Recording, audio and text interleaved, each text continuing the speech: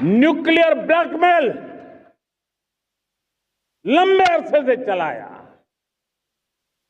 अब वो ब्लैकमेल नहीं सहा जाएगा। पाकिस्तान को जो है वो वार्निंग दे दी है और पाकिस्तान को ऑपरेशन सिंदूर के अंदर जो है वो वार्निंग दी है। अब मोदी की तकरीर उठाकर देखें नाज़रीन, लाल किले के पर इसने तकरीर की है।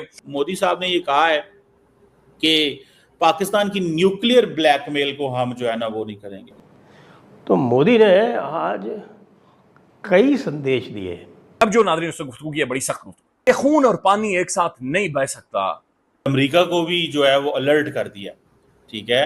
वो कह रहे हैं कि जी अमेरिका पाकिस्तान को वार्निंग दे दी है, अमेरिका को क्लियर मैसेज अलर्ट कर दिया। सर ट्रम्प को आप लोग अब्बा जी नहीं समझते थे? आपने ये पूछा तो सॉरी मुझे पूछना पड़ा। एक तो सबसे पहले तो जो ट्रम्प को जो मैसेज दिया ना, आप अब्बा किसको बोल रही हैं? तो ट्रम्प को आप लोगों ने क्योंकि इंडिया जो है वो अमेरिका की बात सुन नहीं रहा ना, जैसे हम सुनते हैं। हमारी कोई इंडिपेंडेंट फॉरेन पॉलिसी तो है नहीं। पाकिस्तान अभी तक इस चीज से बाहर नहीं आ पा रहा और रोज नई कहानियां आ रही हैं कि पाकिस्तान में कितनी बड़ी तादाद में तबाही हुई है। टॉम कूपर जिन्होंने ये कहा है कि इस मार्के में India was the clear cut winner. तो भी ले ले, ऐसे ऐसे लोगों को तमगे और रियासती अवार्ड दिए गए हैं। अब यकीन माने, मजाक नहीं कर रहा, वो घर में जब दूसरी दफा सालन मांगते तो घर वाले हैरान हो जाते, भाई ये तू सालन दूसरी दफा मांग रहा है घर में, और उसे रियासती अवार्ड दिए गए हैं। तो उधर से आपका क्या ख्याल है कि आप यहाँ से इस तरीके से अगर आप लोगों को डराएं धमकाएंगे तो उधर से क्या फूल आएंगे? उधर से भी यही। तो दोस्तों, पीएम मोदी ने अपने भाषण में कहा था कि भारत अब किसी तरह की कोई न्यूक्लियर ब्लैकमेलिंग नहीं सहेगा, और अगर न्यूक्लियर थ्रेट किया जाएगा भारत को तो भारत उसी भाषा में उसको जवाब देगा। जब से ये बात पीएम मोदी ने बोली है तब से पाकिस्तान का मीडिया इसके ऊपर डिस्कस कर रहा है, क्योंकि इनका ये जो हमेशा के लिए न्यूक्लियर की आड़ लेके ये आतंकवाद करते थे, अब इनका इस बार ये पुलिंदा फट चुका है और इस बार इंडिया इनके किसी भी न्यूक्लियर ब्लैकमेल में नहीं आ रहा है। मोदी साहब ने ये कहा है कि पाकिस्तान की न्यूक्लियर ब्लैकमेल को हम जो है ना वो नहीं करेंगे। न्यूक्लियर ब्लैकमेल पाकिस्तान ने कब कर दी है? सर हमारे यहाँ के पॉलिटिशियन है ना, शेख रशीद साहब और दूसरे जो कहते रहते हैं पाव पाव के बम में हम वो फेंक देंगे। अभी हमारे जो डिफेंस मिनिस्टर हैं ख्वाजा आसिफ साहब, उन्होंने भी कहा था कि जी हम न्यूक्लियर पावर हैं और हम ये कर देंगे वो कर देंगे। सर ये तो पॉलिटिशियंस तो हमारे इस किस्म की स्टेटमेंट देते हैं। मैंने किसी और कंट्री में जहाँ पे न्यूक्लियर वेपन्स हो उनके लोगों को ऐसी बात करते नहीं देखा जो हमारे यहाँ बातें की जाती हैं। तो उसी को लेकर उन्होंने कहा होगा कि भाई इतने मिच्योर किस्म के लोग हैं जो हर वक्त यही बात करते रहते हैं कि जी हम न्यूक्लियर मार देंगे या ये न्यूक्लियर वॉर छेड़ देंगे। मैडम शेख रशीद तो एक, अब आप शेख सिर्फ रशीद की बात नहीं है सर, सिर्फ okay sir Khwaja Asif sir Bilawal Bhutto, जो जिसको देखो मुंह उठाकर यही बात कर रहे होते हैं। सिर्फ शेख रशीद की बात थोड़ी है। पाकिस्तान को जो है वो वार्निंग दे दी है और पाकिस्तान को ऑपरेशन सिंदूर के अंदर जो है वो वार्निंग दी है। और दूसरा ये है कि सिंदूर चल रहा है और उन्होंने ये भी कह दिया कि सुना है कि अमेरिका को भी जो है वो अलर्ट कर दिया, ठीक है। वो कह रहे हैं कि जी अमेरिका पाकिस्तान को वार्निंग दे दी है, अमेरिका को क्लियर मैसेज अलर्ट कर दिया। मैडम आपको नहीं लगता कि मोदी साहब को इस दिन तो मोहब्बत प्यार की बात करनी चाहिए? हमें 15 अगस्त को 14 अगस्त को एटलीस्ट कौमों को नज़दीक करने की बात करनी चाहिए, बजाय इसके कि हम दोबारा वही बातें उठा लें। क्या कहेंगी मैडम?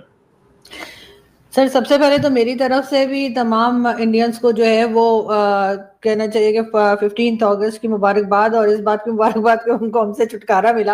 लेकिन सर 14 अगस्त में हमारे प्राइम मिनिस्टर ने क्या बात की, हमारे प्रेसिडेंट, हमारे लोगों ने क्या कोई मोहब्बत का पैगाम भेजा है? आपको लगता है इन्होंने भी तो यही बातें की है ना कि हम देख लेंगे, पानी बंद किया तो ऐसा कर देंगे, और फिर इसी किस्म की statement Bilawal Bhutto Zardari, prime minister Shahbaz Sharif हो, चाहे डिफेंस मिनिस्टर हो, इनके तमाम की यही स्टेटमेंट है, यही धमकियों वाली स्टेटमेंट है।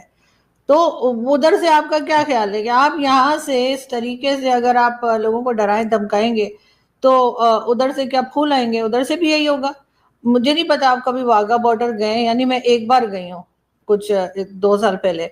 तो हमारी तरफ से उनकी साइड पे जो सॉन्ग्स बज रहे थे वो हार्डली घर में सुन पा रही थी, लेकिन ये कि वो ऐसी थी, वो चक दे इंडिया और इस तरह के थे ना, वो जो मूवीज में होते हैं। और हमारे साइड पे जो तराने या गाने बजाए जा रहे थे वैसे थे कि हम दुश्मन का सर काट देंगे तो हम ऐसा कर देंगे वैसा कर देंगे, इस किस्म के थे। और इतना लाउड लगा रखा था कि हम दूसरी साइड की आवाज जो है बहुत मुश्किल से सुन पा रहे थे। तो सर नफरतें आप देंगे तो जवाब में फिर नफरत ही मिलेगी ना, जवाब में कोई लड्डू तो आएंगे नहीं। तो इस चीज को भी तो हमें देखना चाहिए। और प्राइम मिनिस्टर शहबाज शरीफ हों चाहे हमारे आर्मी चीफ हों, अभी अमेरिका गए थे, वहां जाकर भी उन्होंने 2-4 भड़के लगा दी। उसके बाद यहाँ से भी जब हम इसी किस्म की बातें करेंगे, या तो हमने कोई दोस्ती की बात की हो, हमने कोई अमन से रहने की बात की हो, तो दूसरा भी वही जवाब देगा ना। आप जिस जबान में बात करेंगे आपको उसी जबान में जवाब भी मिलेगा। मैडम वो तो बात ठीक है आप कह रही हैं, तो पाकिस्तान ने तो कोई ऐसी कोई लड़ाई की बात नहीं की। पाकिस्तान ने तो यही कहा है कि कई दफ़ा कहा है कि आए हमें बात करनी है, टेबल पे बैठना है। अगले दिन भी प्राइम मिनिस्टर ने ये बात की है। हम टेबल पे बैठने की बात करते हैं, भारत हमें मारने की बात करता है। मैडम थोड़ा सा तो है ना फर्क। सर देखें, वो तो हमें अपनी तरफ से कोई स्टेप भी तो लेना होगा ना। जिन लोगों को हमसे सालों साल से नाराजगी है, जो हमें बार बार ब्लेम कर रहे हैं, मुख्तलिफ उनके अटैक जो हुए हैं उसके ऊपर, वो हमने किए नहीं किए उसके ऊपर तो मैं डिबेट नहीं करूंगी। लेकिन जाहिर है कि हमारी तरफ कुछ ना कुछ उन्होंने इल्जामात लगाए और उनके लिए उन्होंने सबूत भी दिए, हम नहीं माने। तो अब वो क्या करें आपकी तरफ से, वो आप कहेंगे डायलॉग, और आप डायलॉग क्या करेंगे?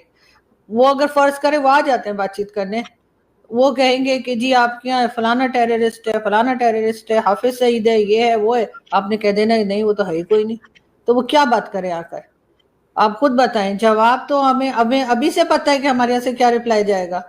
जब वो कहेंगे कि या मसूद अजहर की बात करेंगे या हाफिज सईद की बात करेंगे या और जितने नाम लिस्ट में होते हैं उनकी बात करेंगे, दाऊद इब्राहिम वगैरह, हमने तो सबको मना कर देना है कि नहीं वो तो है ही नहीं। कुछ को तो हम कह देंगे कि वो यहाँ पर मौजूद नहीं है, बाकियों को हम कह देंगे कि वो तो टेररिस्ट ही नहीं है, चाहे उनका यूनाइटेड नेशन में भी नाम लिखा हो।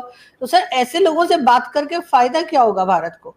या तो अपनी तरफ से कोई ऐसा स्टेप लिया जाए ना कि हम कहें कि हाँ हम इस चीज को सॉल्व करने में सीरियस हैं, हाँ हम इस इशू को खत्म करना चाह रहे हैं।